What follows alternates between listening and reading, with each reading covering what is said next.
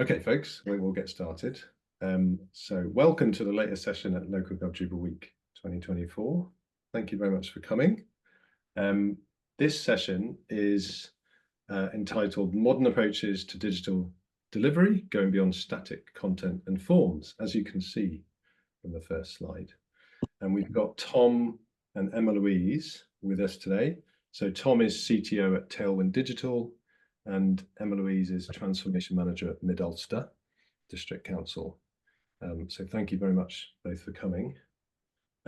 Before we get going, I just want to take the opportunity to thank our event sponsor, Agile Collective. They're a worker-owned agency that designs, builds, and supports websites for purpose-driven organisations, including councils. And they've been a leading technical partner for Local Gov Drupal since 2020. And they currently hold the developer contract for the project. And thanks also to all of our council and supplier subscribers, including Agile Collective, and our supporting partners, including Netcore, who've contributed so much to the project and enabled this week to happen. In case you're new to Zoom, you can decide how to view the meeting in the top right, the view button, but as we're showing a slide, it should be automatic for you, so it should be as simple. There's also sometimes two tabs at the top, which is a new thing in Zoom. So Tom and Emma-louise are going to go through a presentation. If you've got questions, just add them to the chat and we'll come to them at the end. I'm going to hand over to Tom and Emma-louise. Thanks. Thank you.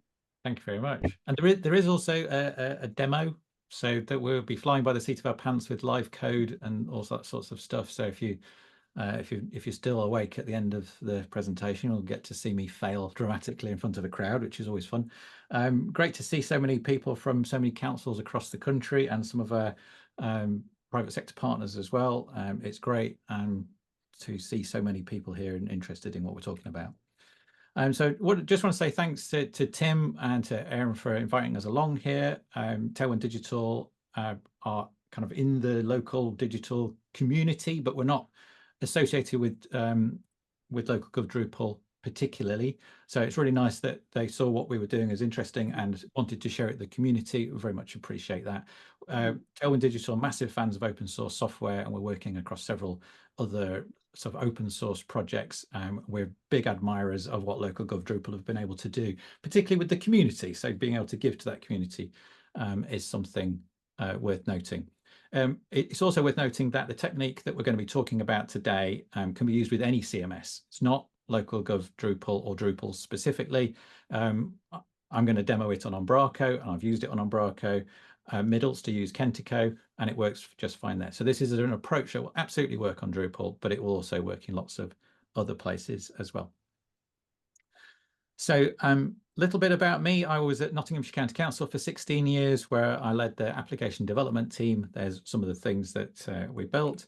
In 2021, I established Tailwind Digital, and we now work in local government, working on digital things, innovation, agile, data, open source, software, that sort of stuff. Here's some of my customers, as you'd expect. And this is the one that we're talking about today. So I'd like to introduce Emma-louise Kells, who this was last week at the Digital Government Belfast 2024 event. I'll let Emma-louise introduce herself. Thank you very much, Tom. So welcome along everybody this afternoon. I am quite new into this job, so 7 months in council, and what a 7 months we have had with Tom. So transformation really is a completely new area for Mid Ulster in terms of it's a new department. We are hiring new staff, and we are growing a team to implement a digital transformation strategy, which we developed actually about 2 years ago, so even prior to my coming along. So I have a background more so in sustainability, environmental sustainability and business sustainability, across around 15 years in private, public and third sector. So that's where I've come to this completely new approach from. And what about Mid Ulster Council then?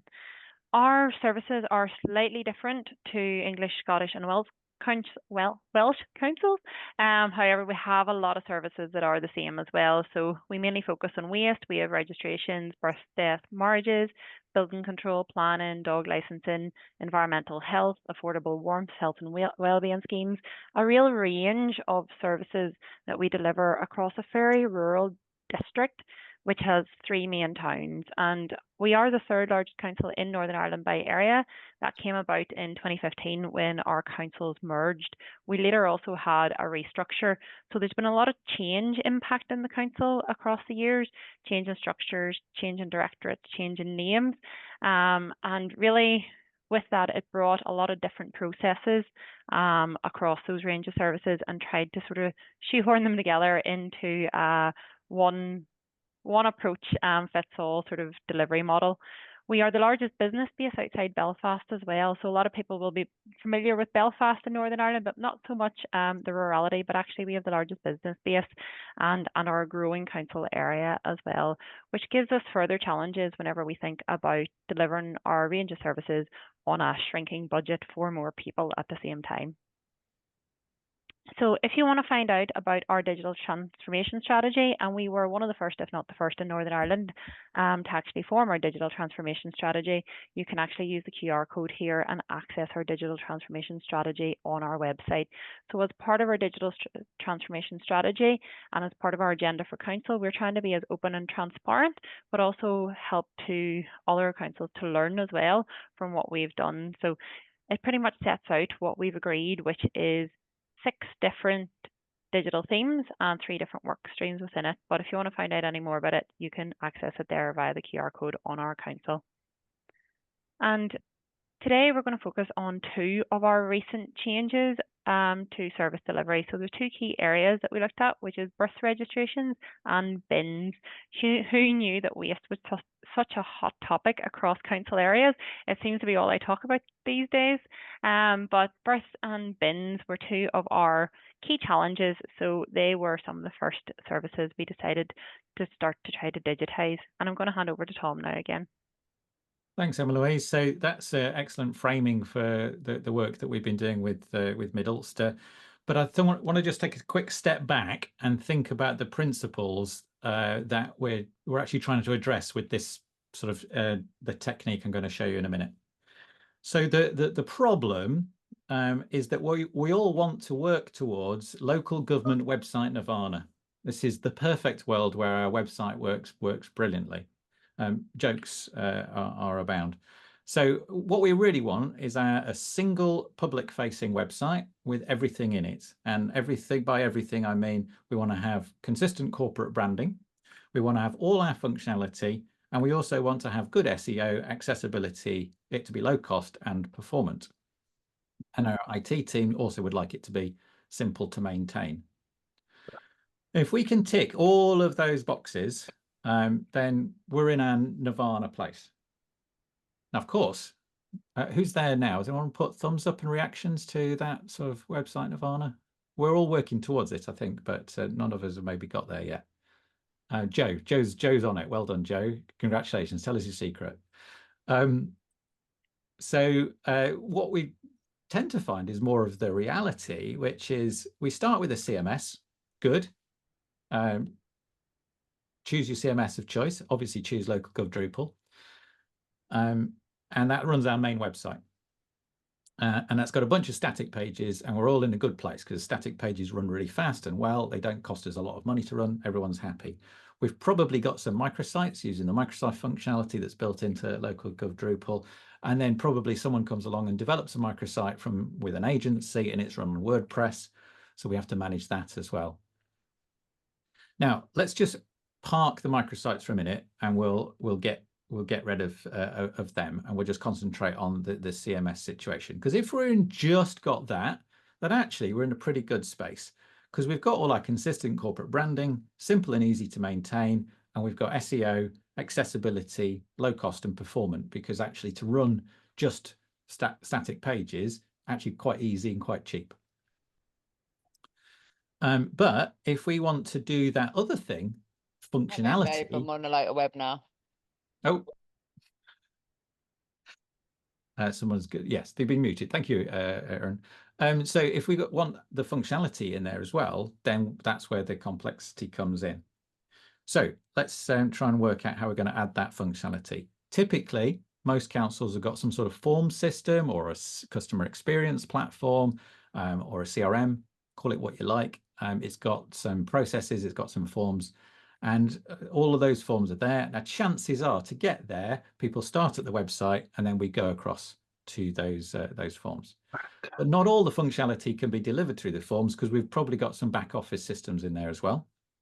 So planning, education, waste, probably a calendar because we might want to do bookings and that sort of thing. Some of those systems are going to have their own portal. The vendor is very keen to sell us because that's how they want us to access their system, is through their portal. And we're going to need to link across from our static pages to those.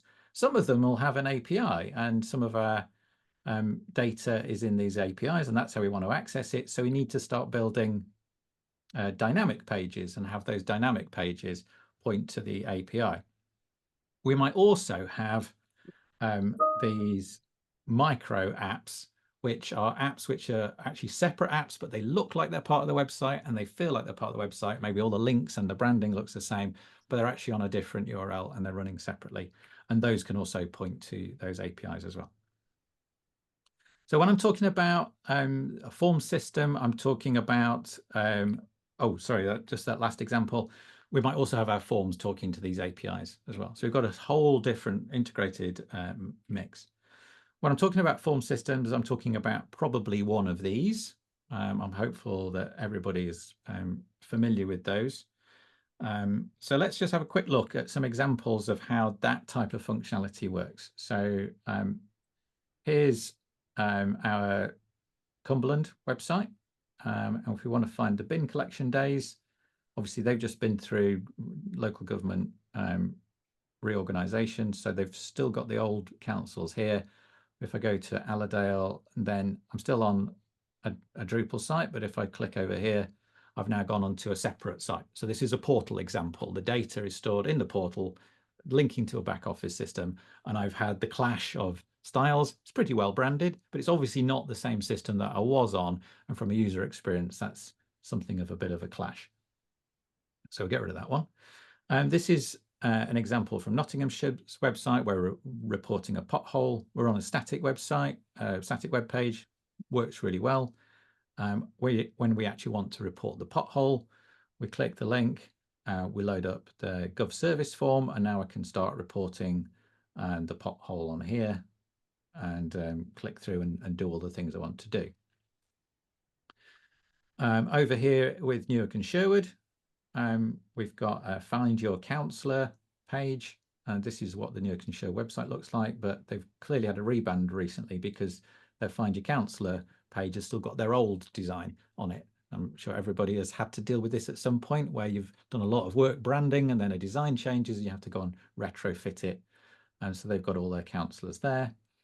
And then lastly, Nottinghamshire, this is that sub microsite kind of approach where it looks like it's part of the website, but actually, if you look carefully at the URL, it's actually a sub site. So we've got that sort of functionality sitting there, and people can go and use that.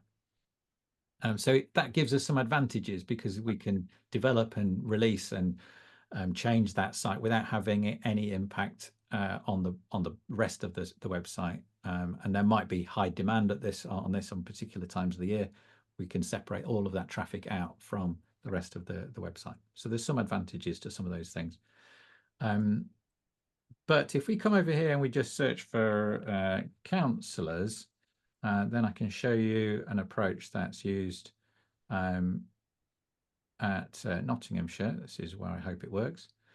So this is actually a JavaScript app sitting inside a page on Nottinghamshire's website that's pulling in data from an outside source and showing it within the page. And this is the approach I'm going to show you how we've used this today. So it looks like it's part of the website, but it's pulling data from a third-party source and embedding it using a JavaScript widget. Right, jumping back across to our presentation, and we've shown you some examples. So when we've got static pages, these are great because they're highly cached, very efficient, they're cheap to run. don't take a lot of database or web server time, and they're very quick, very responsive. Our dynamic pages, this is where we want to provide richer functionality to people. These are where the challenges are. So they can't be cached. They require a database or an API. Potentially they can be slow if we're having to rely on a third-party API or a third-party database to go and fetch that data. In order to do that generation of that HTML on the fly, we need a bigger, more expensive server. And potentially there's code releases and restarts that you need to manage. Now, if the rest of your site is also built on top of this, so if our microsites are all built on top of that same CMS, when we release code, it actually restarts the CMS, but it might also restart all of these microsites. This became a real challenge for us at Nottinghamshire, where we basically could only restart the website out of hours because it was taking 4 or 5 minutes to come back up. It was one of the reasons why we started looking at this approach. Now, I'm sure, and Aaron confirmed this for me, that it doesn't take local gov Drupal that long to restart after a push of code, but that was the reason why we were trying to address this in this way. So if we imagine we've got a web page, and these are all the different elements of the web page, and this is just a static web page. They're all sitting there and they're all doing very well. Actually, most of this is not a problem. Most of it is static anyway. The only bit that's actually interactive is this functionality in the middle that's actually making difference, doing change, pulling data.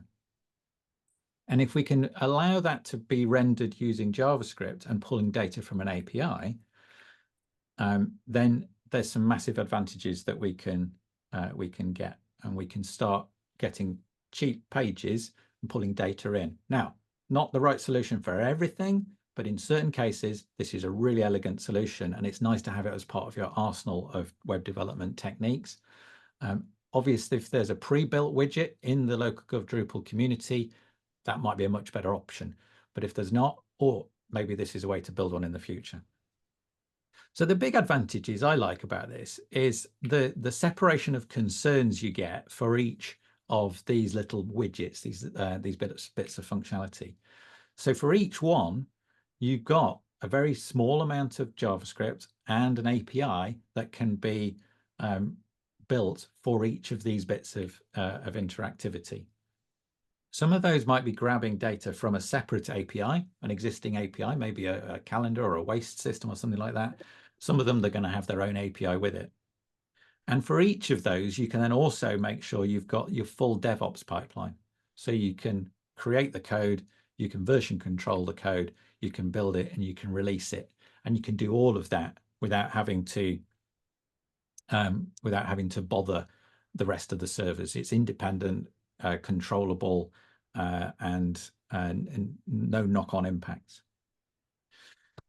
So that's all very, very good. It means our website can concentrate on doing what it does well, and our functionality can be built independently and pull from APIs which are doing what they do well. Now, JavaScript has obviously got something of a questionable reputation. I'm really pleased to see we've got people from the accessibility community on here. So that's great. It's probably just worth touching on the fact that a lot of folks might have some question marks about the JavaScript thing. And there's 3 reasons why that's the case. Generally, search engine optimization gets a bad rep, performance gets a bad rep, and accessibility.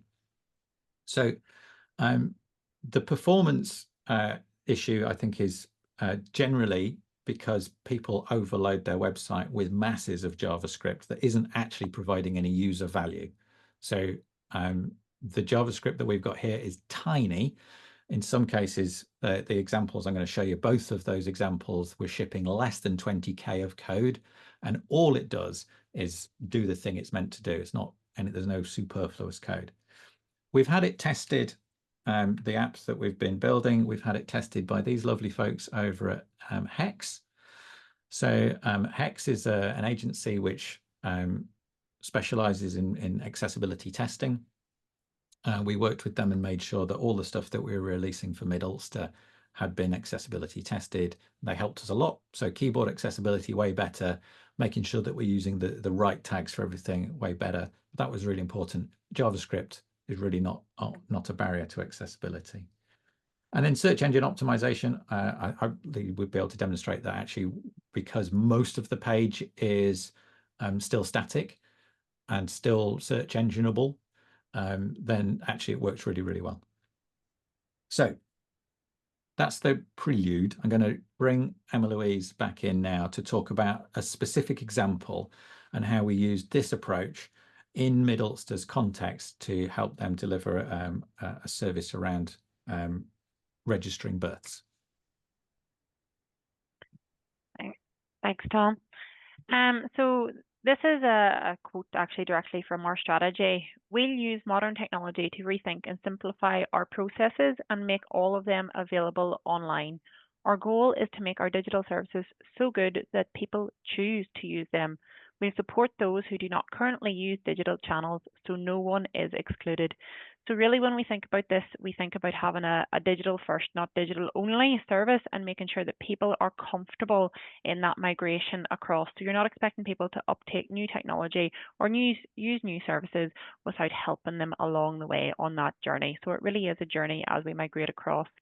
And we think about ensuring our service delivery details at the same time are up to date, supported widely by our comms team, which has actually increased collaboration across our council services.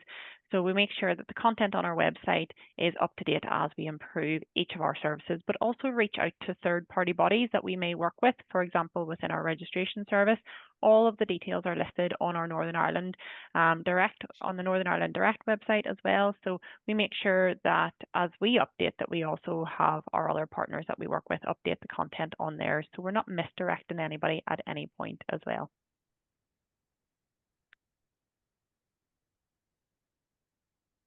So in terms of our, sorry, something's gone wrong there. Jumped there. Yep. It has jumped, hasn't it? Why did it jump? I was like, I'm definitely not doing the demo. I do most of the tech stuff to Tom. Sorry about that. So yeah. So in terms of looking at our registration services, we had to look at the previous process. How did it work, and really get to grips with it before we could start to design what we would do going forward. So what information was provided, what information people need. So we needed to think about the location of a birth. We needed to think about the availability of a form, or how do we register that birth. We need to think about what does the customer need to do as part of that registration journey. We need to think about what the rules and guidelines are that are set out by those external bodies. Oh, sorry, I'm pressing the wrong button. That's the problem. This is it's a skill issue. I was pressing the end button rather than the next button. Right, here we go. I pressed the right button now. Apologies for that. As all good live services, something will go wrong, but we think about the customer. So what information do we need to get from the service user, and how do they fill that information in for us? So they had to go and get a form, so they had to either phone and get a form sent out. They had to go onto that NI Direct website, which I referenced, or we mailed out forms once they made contact with us. What did they do then? They filled in a form, generally on paper or on an online PDF. It was a large form. There was lots to read, lots to understand. That created issues in itself because there was nothing checking that form before it came into us. So quite often you would find errors or missing information within the forms after they had been completed. And whenever they were sent in, they were sent back by email, they were sent back by mail, or they had to be dropped off at our various offices, which is not exactly convenient, particularly if you've just had a newborn. So we had multiple different steps before we even got to the point where we would arrange an appointment with them to actually call in and register a birth. So we would phone them, and sometimes whenever we maybe didn't phone them because there'd been a breakdown in communication or we hadn't received the form, they would actually phone us to start chasing it up before the deadline of registration of a birth actually lapsed. And sometimes there are multiple phone calls back and forward because, as we all know, you don't necessarily touch base first time around when you try to make contact with somebody. So quite a long journey across multiple different channels, which brought a range of challenges, including reading all the instructions and ensuring everything was filled out completely and correctly the first time. We had a lot of staff time involved in this entire journey to answer questions, where people maybe rang back and forth when they got the form and they didn't actually understand what the form was asking them for because there was no quick way of explaining it. End to end could take days and probably longer than days in some aspects. And we had a large use of paper. We had a large amount of paper being received in, which also kept our reception services busy along with our registration services. And we had a lot of missed phone calls, voicemails, and our registrars at the end of the day would maybe be getting through all of their appointments and then look at their phones and have 40 plus missed calls or voicemails to try to track back down before they finished. And then the process of even changing an appointment, if something come up or a baby took sick or a parent just wasn't able to make it on the day, they had to go back through a rigmarole of ringing in and trying to make contact with people who were generally providing a service where they weren't accessible all the time. So you can see this process wasn't ideal. And what we wanted to shift this to was a good experience for our customer. As you can see in picture one, now we're not saying that's always the way things go. We all know that after a birth of a baby, it's a busy time and a precious time, but we want to try to make sure that the service that we need to provide to them, which is so vital, is available at the touch of a button anywhere at their own convenient time. But we also had to ensure that for our staff internally, it was convenient, it was efficient as well in the way in which we operated. So what did we need to do? What did we need to consider whenever we start to look at building a form? Well, we wanted to go mobile first. As we say, touch of a button. And from research, we can tell that more people are using their smartphones than using laptops or computers, desktops. So we needed to make sure that we had that mobile provision as well as an online provision for our desktops, for example.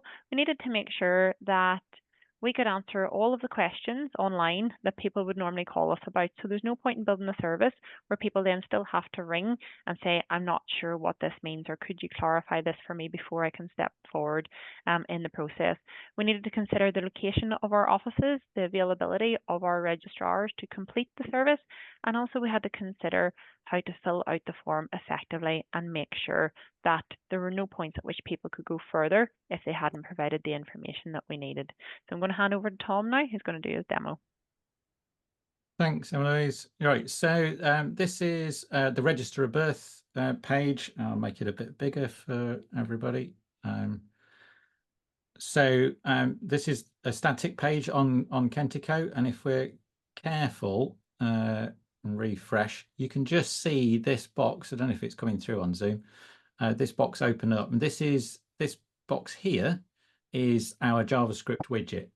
So I'll show you some of the functionality this allows us to deliver. So the first thing is we can type in, this is a type ahead address search, and I'm typing in High Street. Now, obviously, there's high streets all over the UK. It's bringing up the ones that are closest to the centre of Mid Ulster. So it's using a service called Swift Complete. Just have to remember that one there. And that has geographical biasing on the search. So that just type ahead and you can get that. So let's choose High Street in Draperstown. I can then choose the street. Once I've identified the place where I'm based, it's then doing a Bing API search to look at the distances to the 3 different registration offices. So this is giving us a lat and long.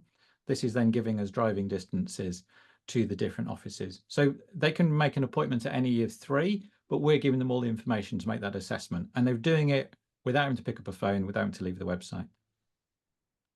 We can then show them which appointments are available. And I can navigate this using a keyboard as well. So I'm just using tab there and then enter one of those. That's not what I want. Hit escape and I'm out of there. So I can choose, I can see the appointments, and maybe that's actually not convenient for me. So I'm going to go and try the Cookstown office instead, and that'll then open up and I can choose Cookstown. Oh, actually, no, there's even less appointments there. So I'll go back to Macrofill and make an appointment, and then I'm through to the form. So it's important, now I'm in the form, I've transferred across to a separate system, and I can now walk through that process of filling the form. That's not really what this demo is about, so I'm not going to do the full form. It's written in type form. It's quite nice. Go and have a look if you want to in your own time. But just coming back to here, I think this is the key thing is that we're able to quickly do this this search, and all of this is just providing confidence to the user that an appointment exists, and it's are reasons why they don't need to call us up anymore. So we're driving people to self-serve very quickly, very easily, without having to go anywhere else in line in the form. We found this had a massive impact on us. So now the website is giving the location and the availability. They then access the form, which online, they only see the relevant questions and they only see the rules which are necessary, and they can complete that appointment as part of the form. They can also rearrange the appointment. The appointment's using Calendly, which is an excellent calendar service, so they can rearrange appointments through there. And so now we've got all the channels are still available, but digital first, and I can show you some stats to go with that. Because the form is walking them through the process, they only get the instructions that they need for their specific circumstance, very little staff time. They can do this whole process end to end in 15 minutes, which for a new parents is a massive win. No paper at all, very few phone calls, and changing appointments is really easy. What we also discovered is once the NHS nurses and visiting healthcare staff discovered this, they started handing out leaflets that had a QR code on it, so that new parents, when they were getting their first visit from a health visitor, were being given the QR code that said register your baby, and they could scan this, and all of that stuff that I've just shown you works brilliantly on a mobile device, so making a massive difference. So this was the challenge that we're really solving with that widget, is when people come to the website, they're thinking, what appointments do they have? And if we dump them straight into the form, they're thinking, actually, this is a long form. There's over 30 questions in there. Is this all potentially wasted work? And are they going to have any appointments that work for me? And if they don't, then the whole thing feels like a waste of time and effort. Just by filling that gap, do they have any appointments? We can say, oh yeah, they have space. Suddenly this feels not like work anymore, or it doesn't feel like a wasted time. We've removed the risk. They know they've got a space at a place that they can go and get their birth registered, so they can now fill this in. It just changes the mindset of the user. So they book that, everyone's happy, great. And it's been really successful. In that first 6 months since they went, live, we had nearly 1,000 responses, 99%. I think we had like 2 that came in over the phone. 90% of them on a mobile device, because they're starting on a QR code and it works great on a QR code. Why would anyone go anywhere else? 37% out of hours, which makes a massive difference. The dads need to step up a little bit, because 77% were filled in by the mother, but they're getting it done really, really quick. And this was the impact we had inside reception. So this is Melissa, who works at our Macrofelt reception and had been used to taking hundreds of calls over every week. And she said, we weren't sure if the phones were working correctly, because we just weren't getting any calls about registering births anymore. So because we'd given people a digital channel, they just didn't need to ring about it anymore. Also had some massive impacts. This is an article that was written in Agenda NI. And I'll just pull out this quote from Joe McGuckin. He said, we've reduced calls into and out of the team by 32%. That's over 5,000 fewer phone calls annually and 40% fewer emails, which is nearly 2,500 fewer annually. So measurable impact because of that better user experience that we delivered through this widget. I am racing along because I can see we're running out of time. I'm going to hand back over to Emma-louise to talk about everyone's favourite local gov website issue, bins. Yeah, so bins was the second area we decided to tackle within Mid Ulster based on a few different areas. And what sort of service is our bin service here in Mid Ulster? So we run 34 trucks daily, 1 to 3 manned vehicles, depending on the vehicle type, over 170 routes. And that's 165,000 bins on a 2-weekly cyclical collection across black, brown and blue. And then on top of that, we also have bulky and commercial waste services as well. We got a lot of missed calls around bins, and not because we were delivering a rubbish service, but because a lot of calls were misinterpreted. They weren't actually ringing to complain about a missed bin. It wasn't necessarily a missed bin because it didn't actually meet our qualifying standards as a missed bin. So one of the first things we had to do within the bin area is we had to actually think about what is a missed bin, how do we define a missed bin, and how do we address a missed bin within our district. So we had to put in place a definition, a protocol, a cheat sheet and a new process around our missed bins, ensuring that at the same time we still deliver that same service for all, with special considerations as well for assisted bin collections. So those would be for our disabled and elderly residents, and it's slightly different to our overall missed bins. But we knew we were majorly overestimating the amount of missed bins due to the calls that we were receiving around waste and missed bins. So we had to think about how we would move this service along and what sort of content design factors do we need to consider. So we again wanted to move to mobile first. We needed to make sure that the user language was very simple and plain and not confusing, and even thinking about adding in icons and colouring to make sure there is that accessibility for all. We need to think about all the business rules that we had then adopted in terms of our definitions and our protocol and our process and how they're built into the widget. We wanted to make sure that it would remember the address, and we also had an old calendar which was very popular with some of our residents. So we wanted to make sure that that calendar in terms of which bin goes out when was still available when we move forward. So I'm going to go over to Tom again here, who's going to demo our missed bins.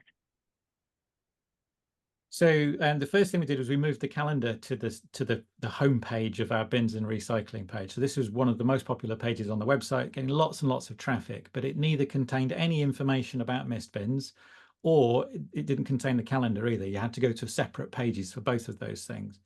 So we've built this widget, which is the black and red widget at the top of the page, and we just plonked it where everyone could find it. So this is all based on work that was done in Harrow. We worked with Ben in Harrow, and he showed us what they'd done, and we adapted a little bit of that for Mid Ulster, but largely the principles are the same. So we can search for a postcode. We're using a back-end API, which is directly powered by Mid Ulster's waste service. They use web aspects from Rootware. We're just pulling that data directly into the web page, and we can now choose an address.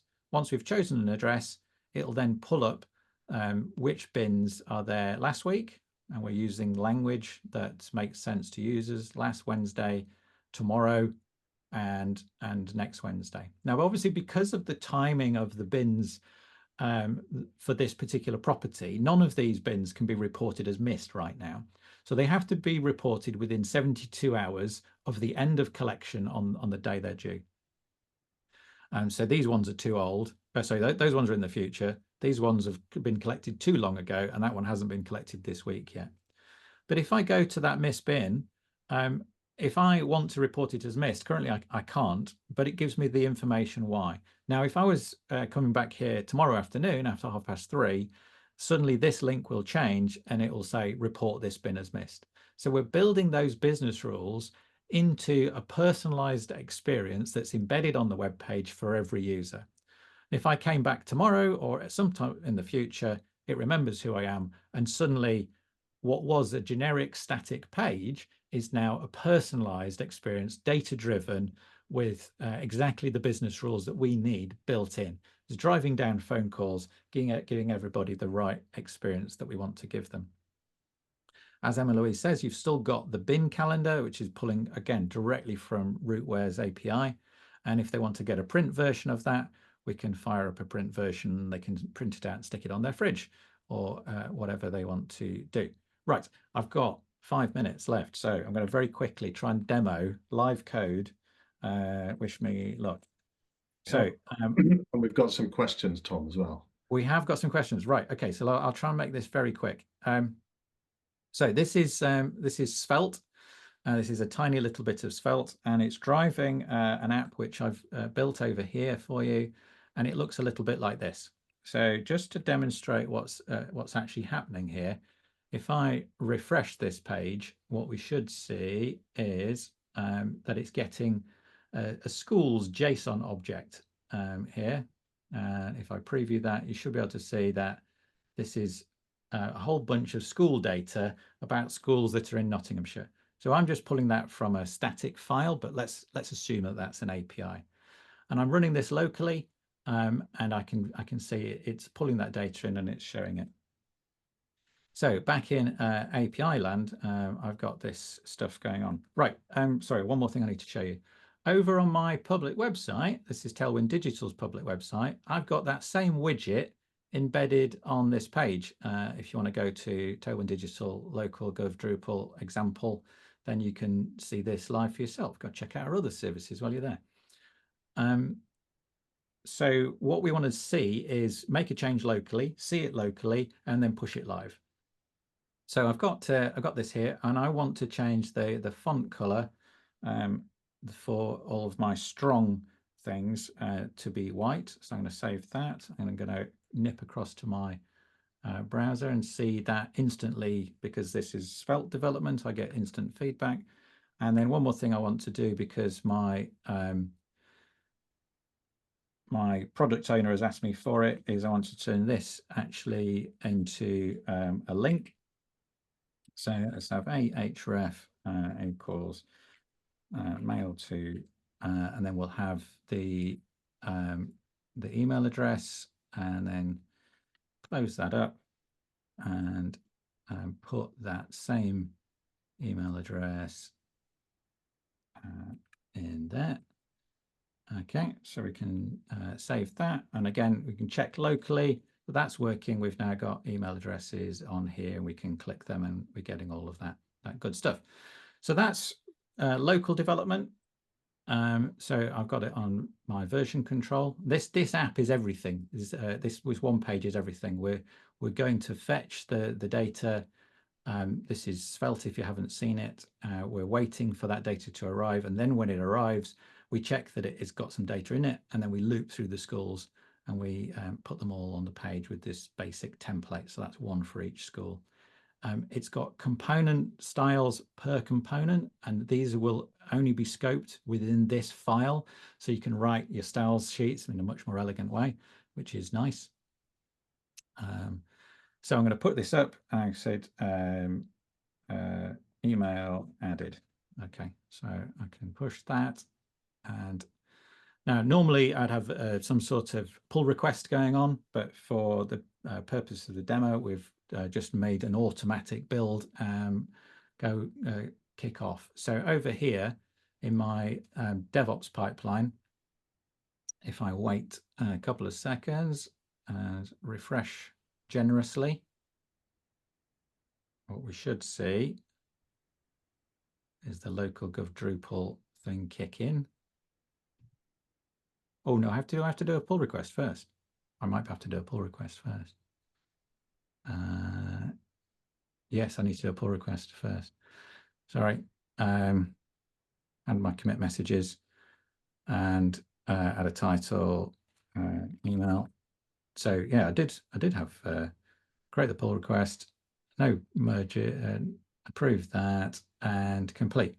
So best practice version control and pull requests going on there. I can see the changes that I've made everywhere. I can see all the layout changes I've made. So there's a couple of different things that I obviously would have reviewed very thoroughly because I'm a professional developer. So that is now gone through that pull request, and oh, now it's kicked off the pipeline. This is just running an npm build task, so it's installing all of the things.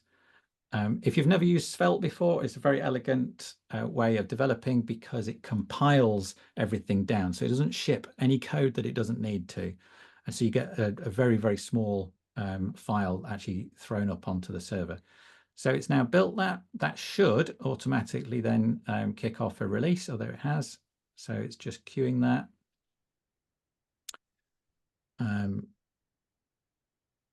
So that is working now, and this is kind of demoing what we wanted to do over here, if you remember, on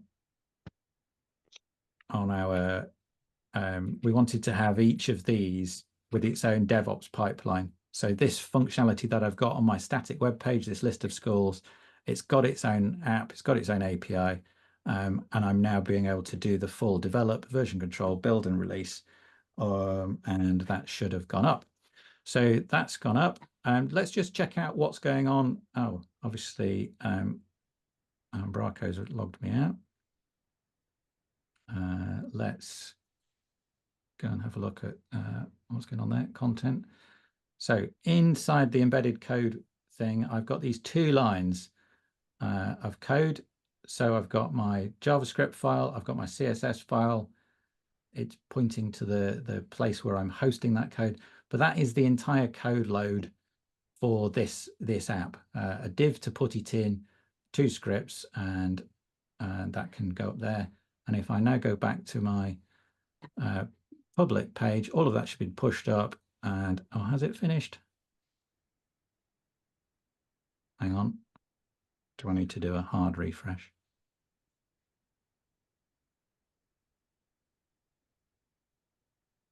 I will now accept your virtual round of applause. Thank you very much.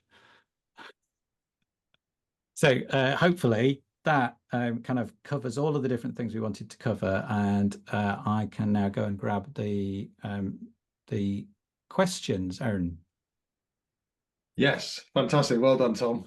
We're a little bit over, but this is the last one of the day, so there's no one after. So, like, obviously, if you need to drop off and let kids or whatever, but we'll cover the questions and then wrap up. So, Anna asks, is the appointment slot held for the user? So this was about the first thing you were talking about. Yes. Yeah. Is the appointment slot held for the user in the first step, or do they need to select the appointment time again? They would need to accept the appointment time again. So it's worth noting that all of that content on the web page is information that we're just trying to drive people away from the phones. So give them the information they need. When they get to the end of that appointment, then they actually make the appointment in the calendar, and it books it into the registration calendar. But no, we're not holding it. It's not been a problem so far. I mean, there's about 20 appointments a week for births in Mid Ulster, so across the 3 different registration offices. Lovely, thanks, Tom. Andy asks, well, he makes a comment, but I think there's a question in there. So he'd be interested. I'd be interested how this works with progressive enhancement. Users who have no JavaScript available or broken connection, GDS recommends not to rely on JavaScript.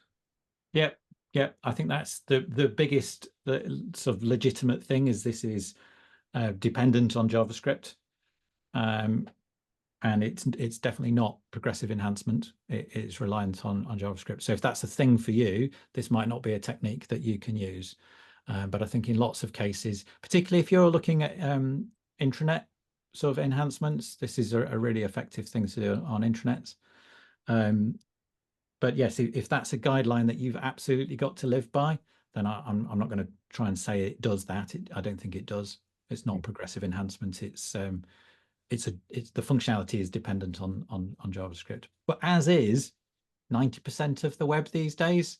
I know that's not where we should want to be, but I think that's kind of where we are at the moment. And I think in 2024, we've not had any issues at all with this approach, but I get the argument would be, well, you won't hear about the people with issues because they won't be able to see the site in the first place. So. Thanks, Tom. And Johnny asks, I'm guessing that we're using cookies here too. How do we make sure that people can opt in to useful cookies? So no, we're not using cookies. Is this for the address remembering? I think that was it, yes. Yes, so on when you go to the bins, this is actually using local storage. One of the advantages of using JavaScript, you can access local storage, so there's no cookies, which means the cookie legislation, which is specifically cookies, you don't have to worry about that. You don't have to show a notice. It's just using local storage. It can only be accessed from this site, so you get some extra security there. So no opt-out of cookies required. Lovely, thank you. I think that covers our questions. So I'm going to take the opportunity to say a big thank you to Tom and Emma-louise for a fantastic session. I really enjoyed that, and well done for the live demo and getting through a lot. Slightly quicker than I would have been comfortable with, but yeah, that was my fault because we went, but it was good stuff. Fantastic.